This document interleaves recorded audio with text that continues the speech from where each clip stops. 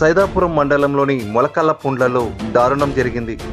కన్న తండ్రిని కొడుకు అత్యంత కిరాతకంగా హతమార్చాడు. పాలెపు వెంకటేశ్వర్లను తన కొడుకు శివాజీ తెల్లవారుజామున బండరాయితో కొట్టి హతమార్చినట్లు పోలీసులు అనుమానిస్తున్నారు. కుటుంబ కలహాల నేపథ్యంలో ఈ దారుణమైన ఘటన జరిగి ఉండొచ్చని పోలీసులు చెబుతున్నారు.